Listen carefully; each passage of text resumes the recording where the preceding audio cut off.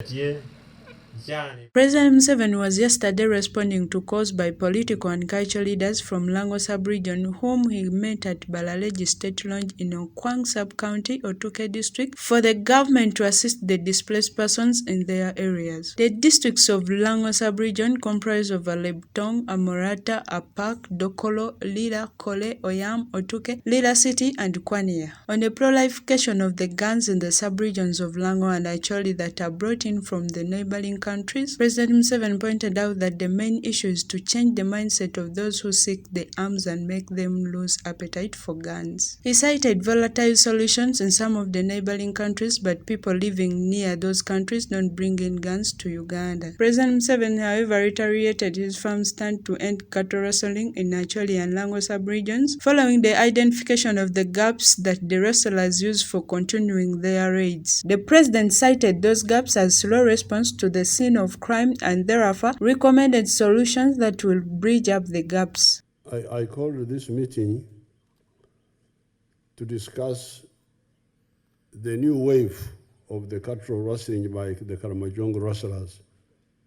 But it is solvable. It's not a big unsolvable problem. Now, we identified the following gaps. Gap number one is that there is no quick connection between where the problem happens with the army. So we need that linkage between the Nduru and the response. Where Uganda is now, things are much simpler. There are phones everywhere. You can access any part of Uganda with phones, mobile phones. So here in Lango and Acholi, we don't have corrals. So we shall have to set up a system per parish maybe, to ring to the battalion to the division. There should be really no problem how these people could escape and go away. President Museveni added that the quick response must be in form of planes and drones that must be dispatched immediately to the scene of crime to follow and see where the cattle rustlers have gone. He also noted that the issue of manpower is not a problem, adding that manpower can easily be mobilized from the youth who are willing to be conscripted into the force. He said the government will in the meantime also recruit 12 local defense units, LODUs, per parish in the districts bordering Karamoja, who will be trained and equipped to help the army. The soldiers walking on foot may not follow immediately at night because of fearing ambushes. But if there are small numbers and they scatter and run away, the government has dogs. Dogs can smell wherever somebody went. You remember there were killings in Masaka after the elections. There were killings by some of our wonderful people. They thought they would destabilize the country by killing people in Masaka. 28 people were killed. All those people have been arrested. What helped us to arrest them? The dogs. The dogs can't go wrong. If they are introduced on the track within 8 or so hours, they will follow up to, they were getting some of them from under their beds. Within the deployment, there was also issue of manpower. Manpower was thought not to be enough in some cases. But that one is going to be, this was also a weakness of our people who were on the ground, because manpower cannot be a problem in Uganda. So therefore, the issue of manpower cannot be a problem, that people are dying, people are disturbed. You are disturbing people, disturbing the economy, tourism.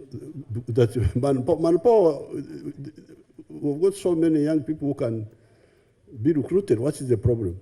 President Museveni also mentioned lack of being in contact with Mwananchi as one of the gaps raiders take advantage of to steal the animals. He said police and the army provide security services and they should be in contact with the consumers of their services. President Museveni further pointed out corruption as another bottleneck and wondered how the security apparatus like the DSOs, ISOs and others just look on while the vice is rife in their areas. So, if a service provider links with the public, who are the victim, because the public are the victim of the corruption, they will tell you.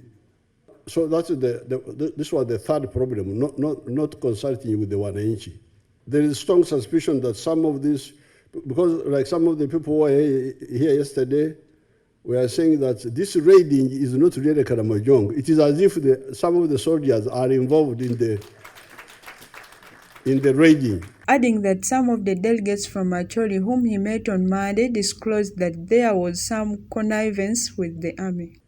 I think the Karamojong are not an exceptional people in this country because the Firearm Act of 1970 does not allow any person to own the gun which has no license for it. I think this one should be done. Let the guns be removed away from the Karamojong because that is already an offense and they must accept it. They have that mindset that they are following their water to this side. Some of them come and settle on this side looking for water.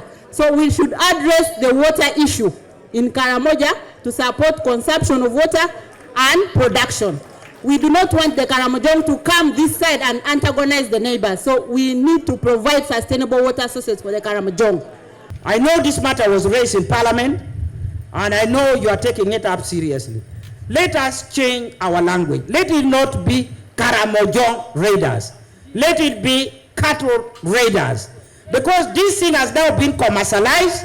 We know there are people from across the world who have now become part of cattle rustlers. So why do we target Karamojong when actually we want Karamojong to help us to deal with the matter? We don't want the Karamojong to feel we are targeting them. Because they are also victims. That cattle is also being raided. So that's one way that we could bring the Karamojong to be part and parcel of the solution to this problem. Leaders present at the meeting included the Minister of Health, Dr. Ruth Acheng, the Minister of Gender, Labour and Social Development, Honorable Betty Among, the Government Chief Whip, Honorable Amson Noboa, as well as Mr. Sam Engola, among others. Also in attendance was the Prime Minister of Lango Culture Foundation, James Sabal, who led the cultural leaders, while the Bishop of West Lango Diocese, Bishop Julius Caesar Nina, led the delegation of religious leaders. Jacqueline Damuli, live at 8.